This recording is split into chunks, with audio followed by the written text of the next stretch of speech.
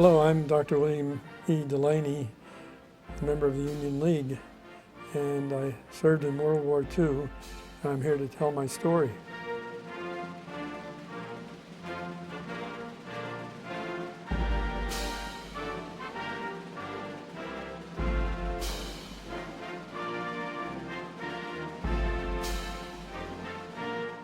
I lived in the same town for the first 17 years of my life, and once I left there to go into service, I really didn't get back for the rest of my life. But I had a mother and father and a brother and two sisters, and so it was a nice town, small town. I was in the class of 1945 at my local high school, and for the last year, as we neared draft age, and the draft was always on everybody's mind, we all developed our own ideas about which service we wanted to get into. This is a picture of me when I was a senior in high school. Senior in Williamsport High School, Pennsylvania.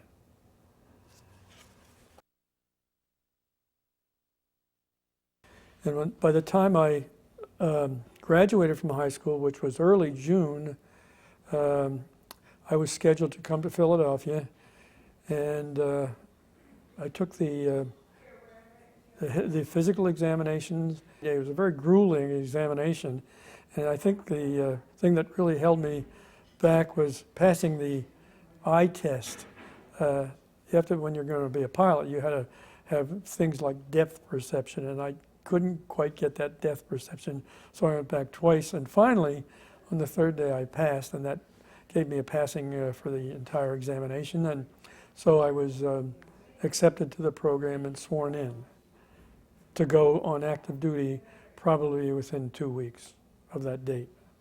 I was very serious about my girlfriend when I enlisted in the Navy, and of course she was the only serious girlfriend I'd ever had, and I guess I was probably the only serious boyfriend she ever had.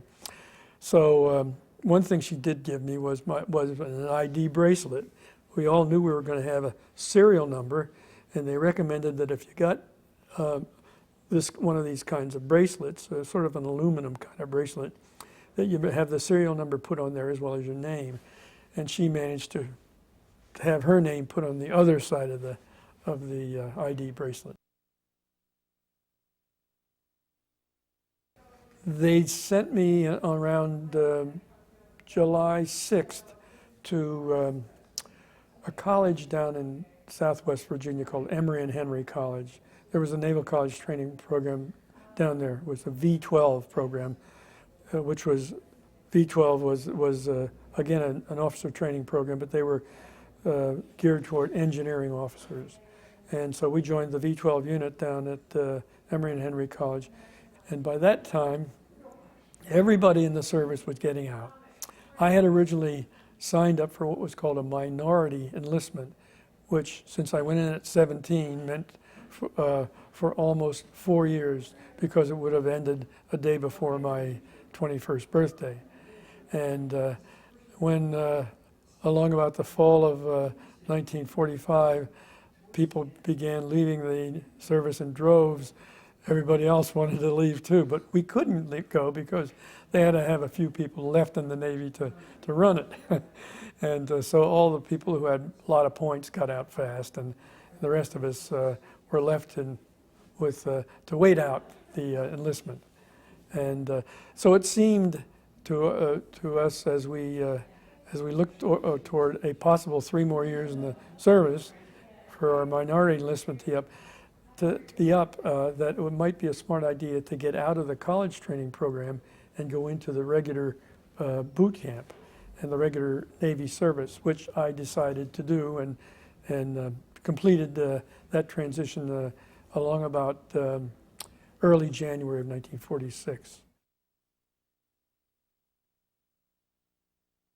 It was really quite rigorous getting into boot camp. It was everything we heard. It was lots of work. I mean, they really they put you through physical stresses and sort of mental stresses too. And the work was sort of degrading. You were up early in the morning, working in a kitchen and getting food ready for your shipmates.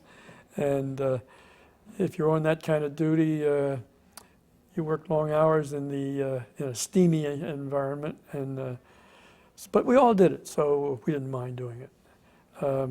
But there was a lot of marching, a lot of taking orders, a lot of following commands.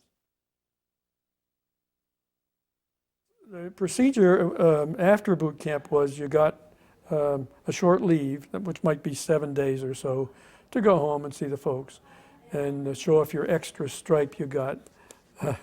I became, at that point, a second-class seaman, and which was pretty low in the Navy. And then we went back to Great Lakes to await our assignments. And we were in what's called the outgoing unit, the OGU. And it took maybe 3 or 4 days to get an assignment. And I was overjoyed because I was told with several other people that I was going to Pensacola to join the crew of the USS Ranger, which was an aircraft carrier.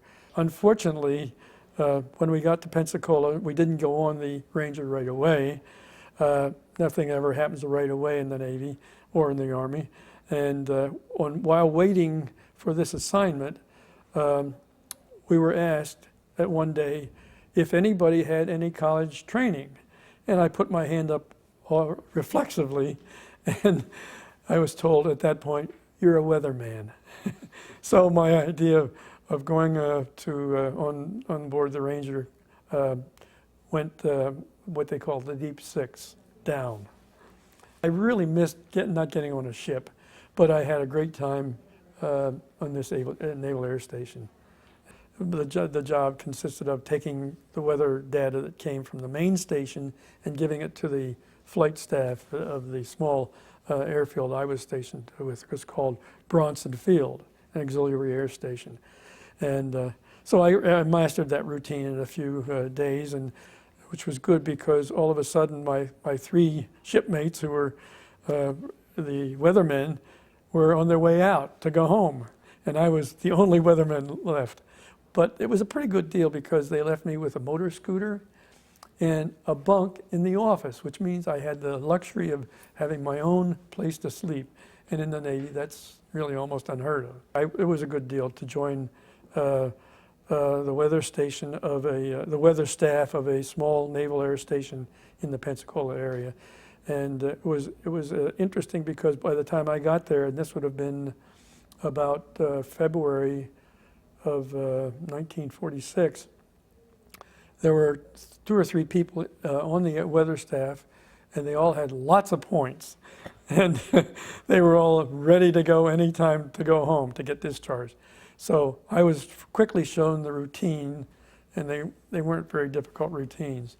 So I spent the next 6 months doing that, being sort of an apprentice weatherman. Although my rank had gone up to first class, and I was a fireman at that point because that's the rank I had, or I should say the rating I had asked for when I wanted to go on the Ranger, and they didn't change me to back to a seaman first class, but kept me as a fireman first class for the rest of my Navy career. So it was kind of incongruous to see a fireman first class as the weatherman in the Navy. I enjoyed having some peace and quiet. You don't get that often in the service. I did have one traumatic experience, which my father built into something entertaining. One day in my weather office, I was leaning back in a chair against a radiator, and they apparently had just waxed the floors, and the chair went out from under me like that, and my head hit the radiator on the way down, and I really cut my head. I cut my scalp. I don't know how long it was. It felt like it was about a couple inches long, and it did require a couple of stitches. And I did bleed. I shed blood for my country.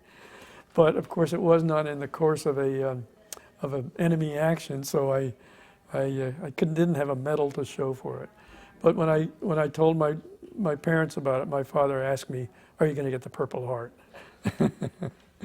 And he said it knowing, with his tongue in the cheek, then knowing that I wasn't going to get it. When it finally came time to leave, I was maybe the last guy to turn out the light at that air base, because shortly after I left, they closed the air base.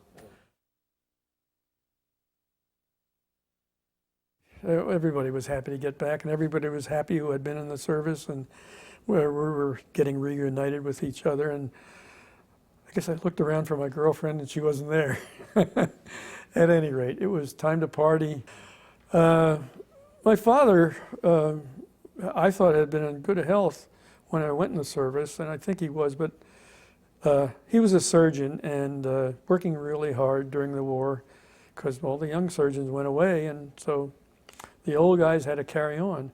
And he had, in retrospect, he had probably developed hepatitis as a result of a needle stick doing surgery, and hepatitis was around then. We just didn't know it was due to a virus, but he got a hepatitis complication and died within a month or so after I got back from the service. Right in front of our eyes, we didn't know what was going on, but he took to his bed and almost died immediately, and then rallied for a week or two and then died.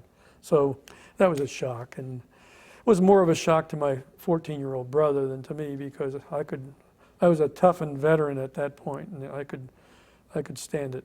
I was lucky enough to get accepted at Villanova College in the fall of 1946, and because I'd had a couple semesters of college, I went in as a second-year student, and I only had 3 years of college to go to get to my degree, and that was good because I wanted to get to medical school as soon as I could, and but it was really great being in college. The place was loaded with veterans, and they were almost all way older than me. And at Villanova didn't have any women at that point. And the other thing they didn't have was a lot of dorms. So we all lived in old wooden barracks, which was not much of a change from the way we had been in the service. Well, World War II was just a wonderful time to be young, because we all faced growing up fast, and that was really maybe the best part of it. You were going to grow up fast, and your relatives and friends treated you as somebody who was growing up fast and who would be having adult responsibilities very fast. And so it was a good experience in that way. Oh, I think just only 1 year away on my own, and then faced with things that were maturing, sobering, like going away and getting killed, were enough to mature me more than I would have, I think, if I'd stayed home and gone right to college. I think it's from my own experience, I think it's a really good idea to go in the service before you go to college. I know people don't do it nowadays, but it was good for me because by the time I got to college, I was a lot more mature than I would have been if I had just come right out of high school and gone into college.